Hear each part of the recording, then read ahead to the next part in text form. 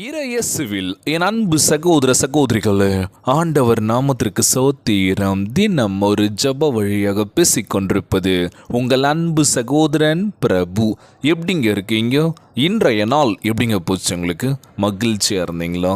எப்போவுமே சந்தோஷமாக இருங்க. நம் ஆண்டவராகிய இயேசு கிறிஸ்து மகளே மகனே கலங்காத உற்சாகமாக இரு அப்படின்னு சொல்லிட்டு இருக்காருங்க. உங்களுடைய துக்க நாட்கள் முடிந்து போகும், சந்தோஷத்தினால் துள்ளி குதிப்பீங்க அப்படின்னு சொன்னால், பிரதர் என் வாழ்க்கையில் சந்தோஷமே இல்லை, தேடிட்டுருக்கான் எங்கே இருக்குது அப்படின்னு சொல்லி கலங்கிட்டுருக்கான். அப்போல்லாம் சொன்னாங்க, நீ இப்படிலாம் பண்ணாத, இதெல்லாம் வராது, நீ கண்மூடித்தனமாக நம்பாத யாரையும் அப்படின்னு சொல்லி. அப்போல்லாம் புரியல. ஆனால் இன்றைக்கி நான் தனிமையில் இருக்கும் போது ஒரு சில விஷயங்கள் என்ன ஒரு மாதிரி பண்ணிகிட்ருக்கு. நிச்சயமில்லாத ஒரு வாழ்க்கையாக இருக்குது. எதுக்கு தான் வாழ்கிறோம் அப்படின்ற மாதிரி இருக்குது பிரதர் அப்படின்னு சொல்லி எத்தனை பேர் கலங்கி நிற்காத நம்ம பார்க்குறோம்ல. ஏன் நம்மள கூட அப்படி இருக்கோம்ல. இன்றைக்கி எத்தனை பேர் இந்த ஜபத்தை கேட்டுட்ருக்கீங்க? பிரதர் உங்கள் ஜபத்தை கேட்கும் என் மனசுக்கு ஆறுதலாக இருக்குன்னு சொல்லி நான் கேள்விப்பட்டிருக்கேன். ஸோ ஜபம் ஆறுதலுக்காக மட்டுமல்ல, நம்ம ஆண்டவராகிய இயேசு கிறிஸ்து கூட நெருங்கி ஜீவிக்கின்ற ஒரு உறவாக இருக்குல்ல. செபியுங்கள், நீங்களும் செபியுங்கள், வேதத்தை வாசியுங்கள் நான் சொல்லிட்டுருக்கேன். இனி எத்தனை பேர் நம்ம வாழ்க்கையில் கடந்து வந்திருக்கலாம், கடந்து வந்து போயிருக்கலாம், விட்டு கூட போயிருக்கலாம். அவங்க கூட தான் இருப்பேன் கடைசி வரைக்கும், நம்ம பெஸ்ட்டு ஃப்ரெண்டாக இருப்போம்னு சொல்லியிருக்கலாம், நம்பிக்கை துரோகம் பண்ணியிருக்கலாம், விட்டு போயிருக்கலாம். தனிமை தான் நமக்கு வாழ்க்கை அப்படின்னு சொல்லி இன்றைக்கி நம்ம தள்ளப்படுற இந்த தருணத்தில் நம்ம என்ன பண்ண போகிறோன்னு தெரியலல்ல. வாழ்க்கை எதை நோக்கி பயணிக்க போதுனும் புரியலல்ல. ஒரு மாதிரி இருக்கிறது வாழ்க்கையில். எதுக்கு தான் வாழ்கிறோம் அந்த கேள்வி எப்போவுமே என் மனசுக்குள்ளே. நிம்மதியான தூக்கம் இல்லை, சாப்பிட முடியல, என்ன பண்ணுறோம் எது பண்ணணும்னு தெரியல. வீட்லேயும் சந்தோஷமாக இருக்க முடியல, வெளியிலையும் சந்தோஷமாக இருக்க முடியல. ஏன்னா நான் சந்தோஷப்படுத்திக்க முடியல. பார்க்குறவங்களாம் ஏன் சோகமாக இருக்கா அப்படின்னு சொல்லி கேட்கும்போது ரொம்பவே கஷ்டமாக இருக்குன்னு சொல்லி எத்தனை பேர் நம்ம கேள்விப்பட்டிருப்போம் சொல்லி. ஸோ நம்மளும் சொல்லியிருப்போம்ல, இப்படி இருக்காத, உன் வாழ்க்கை இது இல்லை அப்படின்னு சொல்லி. ஆனால் இன்றைய நாள் நம்ம ஆண்டவராகிய இயேசு கிறிஸ்து கலங்காத, வாழ்க்கையில் எவ்வளோ தான் அடிப்பட்டாலும் சரி, மீண்டும் முயற்சி பண்ண, உன்னால் முடியாதது ஒன்றுமே இல்லை அப்படின்னு சொல்லுவாங்களாம். ஆனால் இன்றைக்கி நம்ம மனசை எவ்வளோ பேர் ரணமாக்கியிருக்காங்களோ, காயப்படுத்தியிருக்காங்களோ. அந்த ரணத்திற்கு மருந்து என்ன அப்படின்னா நம்ம ஆண்டவராகிய இயேசு கிறிஸ்து மட்டும்தான். அவருக்குள்ளாக வாங்க, செபியுங்கள். ஆண்டவரே நான் மனமாறி உம்மிடத்தில் வந்திருக்கேன், உம்மை தேடி வந்திருக்கேன். அப்போ நான் தேடல, ஆனால் இப்போ தேடி வந்திருக்கேன், என் மனசுக்குள்ளே வாங்கப்பான்னு சொல்லி செபியுங்கள். ஒவ்வொரு நாளும் மனசில் ஆண்டவராகிய இயேசு கிறிஸ்து வந்துட்டார்லே போதும், நம்ம வாழ்க்கையில் புத்துயிர் பெற போகிறோங்க. முடிஞ்சு போனதாகவே இருக்கட்டும், பழசை நினைக்காதீங்க. அது பழசாயிடுச்சு, அவ்வளோதான். மீண்டும் நம்ம வாழ்க்கையில் புதிதாக நம்ம ஆண்டவராகிய இயேசு கிறிஸ்து ஒரு வாழ்க்கையை காட்ட போகின்றார். அந்த பாதையை நோக்கி நீங்கள் போகிறீங்க. அந்த பாதையில் அவ்வளோ அழகழகான விஷயங்கள் இருக்குது. தப்பான முடிவுகள் எடுக்க வேணாம், தப்பான சிந்தனைகள் வேணாம். ஆண்டவரே எனக்கு என் வாழ்க்கையில் நான் ஜெயிக்கணும், மேலே வரணும். உதாரணத்துக்கு சொல்ல போன்னு வச்சுக்கோங்களேன், ஒரு மரம் எடுத்துக்கோங்க. அந்த மரத்துடைய சீசனுக்கு ஏற்ற மாதிரி பழங்கள் வரும். அந்த இலைகளும் நல்லா சூப்பராக நல்லா அப்படியே பார்க்குறதுக்கே செம்மையாக இருக்கும். ஆனால் அந்த ஒரு சில சீசன் முடிஞ்சதுக்கப்புறம் பார்த்தீங்கன்னு வச்சுக்கோங்க, அந்த மரத்தோட இலைகள்லாம் உதிர்ந்துருமா. வெறும் எப்படி சொல்கிறது, அந்த எப்படி சொன்னால் அந்த மரத்தோட அந்த காம்புன்னு சொல்லுவோம்ல, அது மட்டும்தான் இருக்குமா. ஆனால் திடீர்னு ஒவ்வொரு சீசனில் மாறும் போது பார்க்குறதுக்கு அழகாக இருக்கும். திடீர்னு எலும்பு கொண்டு மாதிரி தோன்றுமா. அந்த மரம் ஒரு நாள் ஃபீல் பண்ணவே இல்லை. ஏன் அப்படின்னா காலத்துக்கு எதுவும் நம்ம மாற்றிக்கணும்ல. ஸோ இப்படி இருக்குன்னு சொன்ன வருத்தப்படல. ஆனால் என்னோடய சீசன் வரும், அப்போ நான் பார்க்கும்போது கலர்ஃபுல்லாக இருப்பேன். என்கிட்ட நிறைய பேர் வருவாங்க, என்ன புகைப்படம் எடுப்பாங்க, எல்லாருமே அவங்கள ரசிப்பாங்க அப்படின்னு சொல்லும் போது அவ்வளோ சந்தோஷமாக இருந்துச்சுல்ல. நம்ம வாழ்க்கையில் அதே மாதிரி தான். காலங்களுக்கு ஏற்ப நம்ம வாழ்க்கையில் எதுவுமே இல்லைன்னு சொல்லி இப்போ வருத்தப்படுறோம். ஆனால் நமக்கான நேரம் வந்துருச்சுன்னு வச்சுக்கோங்களேன், நம்மளை பார்க்குறதுக்கு நம்மளே சூப்பராக இருப்போம், நமக்கு நம்மள ரொம்ப பிடிக்கும் அப்படின்னு சொல்லும் போது நமக்கான நேரம் நம்ம ஆண்டவராகிய இயேசு கிறிஸ்து எடுத்து வச்சுருக்காருங்க. எப்படி அந்த மரங்களுக்கு ஒவ்வொரு மாதத்துலேயும், இந்த மாதத்தில் இந்த மரம் பார்த்திங்கன்னா அவ்வளோ கலர்ஃபுல்லாக இருக்கும். ஆனால் அந்த மாதம் முடிஞ்சதுக்கப்புறம் அந்த மரம் வந்து பொலிவிழந்து எலும்பு குடும்பம் ஆகிடுமா. ஸோ பார்க்குறதுக்கு அது ஒரு ரசனையாக ரசிப்பாங்க ஒரு சில பேர். இருந்தாலும் அந்த கலர்ஃபுல்லான இருந்த ஒரு சீசனில் நம்ம எவ்வளோ ரசிப்போம்ல. அதே மாதிரி தான் நம்மளுடைய உள்ளங்களும்.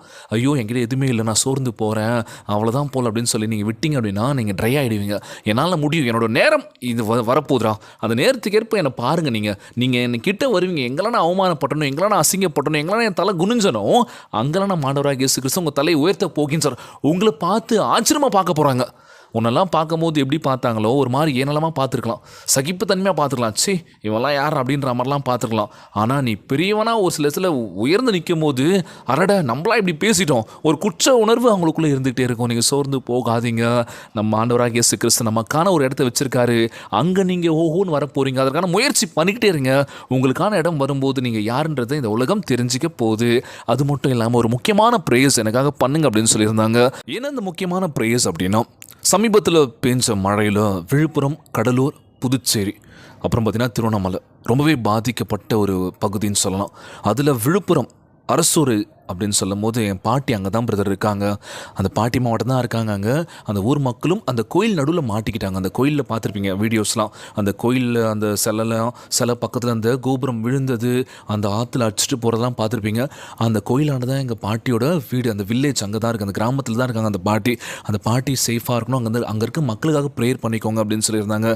நிச்சயமாக கலங்காதீங்க, கண்டிப்பாக ப்ரேயர் பண்ணுறேன். நான் மட்டும் இல்லை, இந்த ஜபத்தை கேட்டுட்டு இருக்கேன் அன்பான உறவுகள் ஒவ்வொரு மூலை முடுக்கில் இருப்பீங்க, ஜபத்தை கேட்டுட்டு இருப்பீங்க. ஸோ இந்த மழை வெள்ளத்தால் பாதிக்கப்பட்ட ஒவ்வொரு மக்களுக்காக நம்ம ஜெபிக்க போகிறோம். எல்லோரும் பாதுகாப்பாக இருக்கணும்ப்பான்னு சொல்லி கேட்க போகிறோம். எல்லாருக்காகவும் ப்ரேயர்ஸ் இருக்குங்க. வாழ்க்கையில் எப்போ என்ன நடக்கணும்னு தெரியாதுங்க. அதுக்காக நம்ம எல்லாத்துக்கும் நம்ம ரெடியாக இருக்கணும். ஆண்டவரே நீங்கள் இன்றைக்கி சந்தோஷத்தை கொடுத்தீங்க, நாளைக்கு வந்து சந்தோஷம் இருக்குமா அப்படின்னா வறண்ட காலமாக ஆயிடுச்சு. எங்களுடைய வாழ்க்கையில் நீங்கள் புத்துயிர் அழித்து அப்படியே பசும்புல் வெளியில் எங்களை கொண்டு போய் விடுங்கப்பா. நிச்சயமில்லாத ஒரு வாழ்க்கை வாழ்ந்துட்டுருக்கோம், எங்கள் நிச்சயமான ஒரு வாழ்க்கை கொடுங்கப்பா. நாங்கள் நினைக்கிறது நிச்சயமாக நடக்கணும்னு சொல்லி ஏசப்பாயிட்ட கேட்கலாமா? கேளுங்க, நிச்சயமாய் கொடுக்க போகின்றார். அன்பானவர்களே, உங்கள் வாழ்விலும் மகிமையான காலம் வருகின்றது. வறண்ட காலம், அழுகையின் காலம் நீடித்திருக்காது. மனம் தளராதிருங்கள். நிச்சயமாகவே உங்களுக்கு கிடைக்கும் வேண்டிய சந்தோஷம் நம் ஆண்டவராகிய இயேசு கிறிஸ்து கண்டிப்பாக கொடுக்க போகின்றார். கேளுங்கள், உங்களுக்கு தரப்படும். நன்மையான நாட்கள் இனிமேல் வரப்போகின்றது. இனிமேல் நீங்கள் நடக்கிறது எல்லாமே நன்மையாக தான் இருக்க போதுங்க. கவலைப்படாதீங்க, உற்சாகமாக இருங்க. இன்றைய நாள் ஜெபம் உலகில் வாழ்கின்ற எல்லாருக்கும் நம்ம ஜெபிக்க போகிறோம்.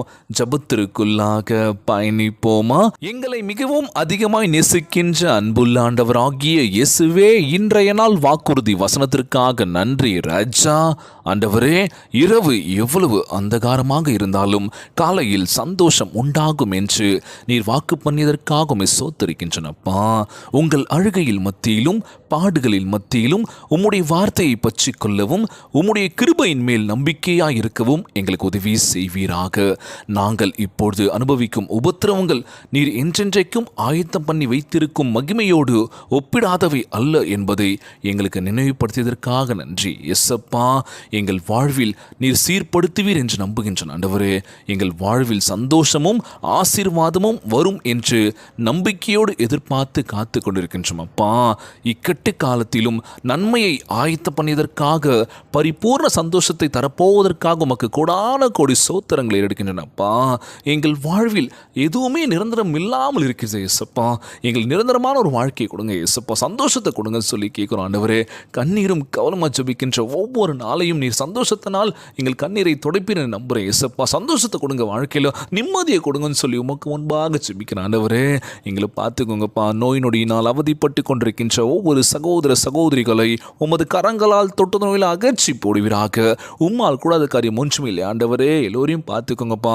உம்முடைய பிள்ளைகள் ஒவ்வொரு நாளும் கஷ்டப்பட்டு இருக்கோம். எங்கள் வாழ்க்கை நிலைமை மாறாதா இல்லை இப்படியே போயிடுமான்னு சொல்லி ஒவ்வொரு நாளும் நாங்கள் கண்ணீரும் கவலைமாக தான் கடந்துட்டுருக்கோம். எங்கள் வாழ்க்கையை மென்மையாக்குங்கப்பா. நாங்கள் யாரையும் நம்பி ஏமாந்து நிற்கும் போது, தனிமையில் நிற்கும் போது அப்போ தான் புரிதாண்டவரே, உண்மை நோக்கி நாங்கள் வராதது எவ்வளோ பெரிய முட்டாள்தானே என்று உணர்த்தியதற்காக நன்றி இயேசுப்பா. இப்போ முழு மனசோடு உம்மை நம்பி வந்திருக்கோம் ஆண்டவரே. எங்கள் வாழ்க்கை நிலைமையை மாற்றுங்கப்பா. தவறான பழக்க வழக்கங்களிலிருந்து விடுதலான ஒரு வாழ்க்கை கொடுங்கப்பா. தப்பான சிந்தனைகள் எங்களுக்கு வேணாம் ஆண்டவரே. நல்ல சிந்தனையை கொடுங்கன்னு சொல்லி கேட்குறேன் இயேசுப்பா. உடல் தெம்பும் வலிமையை தர வேண்டும் என்று கேட்குறேன் ஆண்டவரே. கணவன் மனைவிக்குள்ள ஒற்றுமையை கொடுங்க, சமாதானத்தை கொடுங்கப்பா. ஒவ்வொரு குழந்தை செல்வங்களை ஆசீர்வதிங்க. உடல் தெம்பும் வலிமையை தர வேண்டும் என்று கேட்குறேன்ப்பா. எல்லோரையும் பார்த்துக்கோங்கப்பா. முக்கியமாக தினமொரு ஜபங்கள் கேட்டுட்டு இருக்கேன் அன்பான ஒவ்வொரு உறவுகளையும் ஆசீர்வதிங்கப்பா. விழுப்புரம் அரசூர் அந்த இடத்த சேர்ந்து பாட்டிமா அங்கே இருக்காங்கன்னு சொல்லி ஜப விண்ணப்பங்களை கேட்டு அந்த சகோதரி பாட்டியை ஆசீர்வதிங்கப்பா. சேஃபாக பத்திரமா இருக்கணும், அந்த பாட்டிக்கு எந்த பிரச்சனை இல்லாமல் பாதுகாப்பாக இருக்க வேண்டும் என்று கேட்குறேன் ஆண்டவரே. அந்த பாட்டிமாவை பார்த்துக்கோங்க. உலகில் வாழ்கின்ற எல்லோரும் நல்லா இருக்கணும்ப்பா. இன்றைய நாள் ஜெபம் இயேசுவின் விலையேற பெற்ற நாமத்தினாலே ஜெபிக்கின்றேன் நல்ல பிதாவே, ஆமேன் ஆமேன். இயேசுவுக்கே புகழ், இயேசுவுக்கே நன்றி. மரியே வாழ்க. God bless you all. தொடர்ந்து ஜெபியுங்கள், வேதத்தை வாசியுங்கள். ஆண்டவர் நம்மோடு கூட இருக்கின்றார். மரியே வாழ்க.